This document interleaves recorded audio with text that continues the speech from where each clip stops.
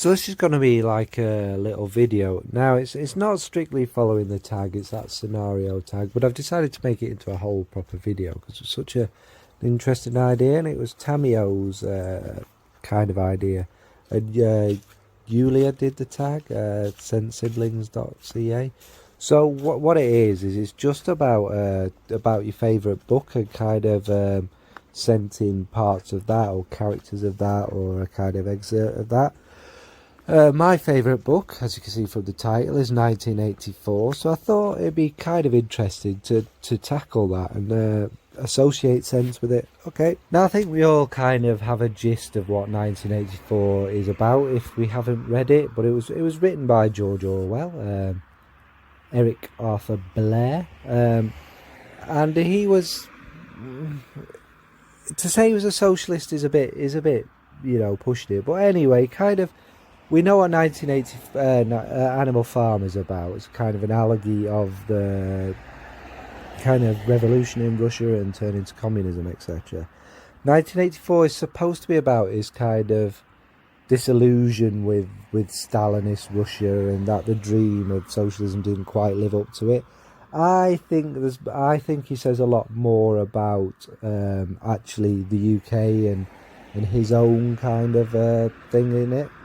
And I also think the book kind of stands scarily. It stood as a bit of a guide rather than a prediction, which governments have now kind of taken into. Anyway, I won't waffle onto it too much.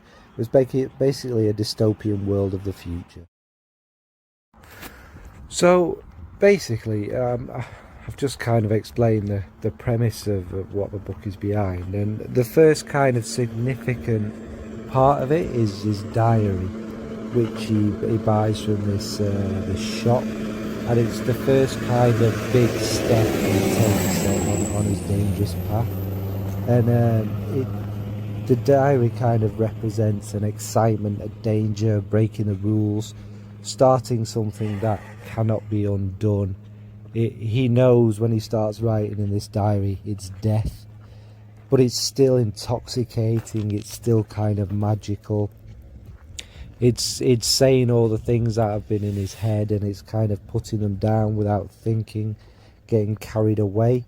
And what I think goes really well with that is Noir de Noir from Tom Ford, because it has that seductive danger about it. I think we always say it's like a vampire kind of fragrance, isn't it? In other words, we're seduced by it, it's kind of attractive, it's intoxicating, we want more and more of it, even though we understand, that danger is really attractive. And the diary is ultimately, it's the end, isn't it? And obviously that kind of picture we get of people wearing Noir de Noir, that maybe they are a bit bad, maybe they have a bit of an edge, there's a bit of danger, and I think that Noir de Noir represents that perfectly. So for his diary, the beginning is Noir de Noir. The next is kind of where he works and the premise of it. So he works in the Ministry of Truth, which is about rewriting the past, rewriting events and facts, which, we get a lot now, to make it true and suit the party lines. He who controls the past controls the present. He who controls the present controls the future. So yeah, and obviously it's based around the Big Brother thing of kind of controlling every single element of our lives. What they say is always true. Everything is about doublethink, correcting these thoughts that you think you had were the truth, because Big Brother have told you they're not the truth. If 2 plus 2 equals 5, it equals 5, because the party say it equals 5.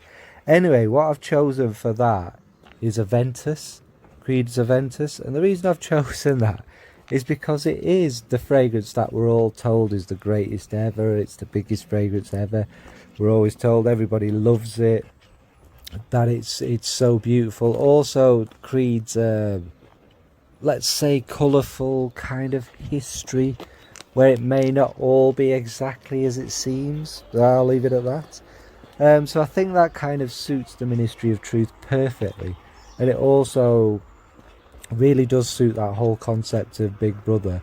Whereas we're all told this is the greatest, so we all go out and, well, not all of us, but we all go out and buy it. We all go out and adore it because you think everybody loves it, because you're told everybody should love it, and that's the way it's always been, and that is the way it will always be. So I think Aventus kind of really fits that kind of aspect really well. And I think this is obviously relevant to modern times as well in many ways, but I won't get into that because it's not what it's about. So yeah, for the Ministry of Truth and Big Brother is Creed's Aventus. Now I am trying to be brief. The next element is Julija, who is kind of one of the key parts of it, and one of the key parts in his path to destruction. So Julija is kind of the love interest, but it represents again another side of that danger, and it also represents the power of Big Brother. Now I won't ruin, if you've not read it, I won't ruin the ends, but it's extremely significant to the power of the state over these people. So anyway, Julija herself is quite ordinary, but at the same time she's quite, she's nothing special, but she's unbelievably powerful and seductive, and it kind of represents obviously the power of love and the power of emotions and feelings which Big Brother are trying to stamp out. So yeah, she's seductive, he can't help but fall for her, he's addicted, he just wants more and more, and he completely forgets himself with her, he forgets everything, he forgets the way they're supposed to behave and all that kind of things. And he's also he loves the fact that she's a bit naughty and a bit kind of, dirty, if you like, or whatever way of putting that. And you kind of lose your senses. Now what I've picked for that is black opium. Again, possibly not the most, original or out there fragrances, but there's something magical about it that is like catnip. Just absolutely love it. It's very seductive, you want more and more of it, and I think that just represents Julija very well. The fact you keep want to go back and sniff more and more, and yeah, so black opium is Julija. So yeah, that was kind of just three elements. For me, as you can probably tell, this book is very much me. I studied this actually in a few levels of my education, and saw it on different levels, different sides of it, but it has kind of very much influenced who I am nowadays, I'd say, quite obviously. And this could have been, I could do easily probably a 7-hour lecture on this book and all the different parts of it, all the different parts that have come true, well, that governments have used, privacy, controlling our thoughts, controlling the media, etc, etc. I could go on and on and on forever, so it's really difficult to just pick three key elements from it. And it is a book I read quite often. It's a book I probably know off by heart, and the more we see modern society, the more I kind of see different parts of it and see, oh god, it is actually, although it seems like a kind of just a dystopian tale of what could be, it's actually quite terrifying, the power of Big Brother and the power of controlling the media, controlling our thoughts. The internet has kind of come true as part of it. Anyway, waffling.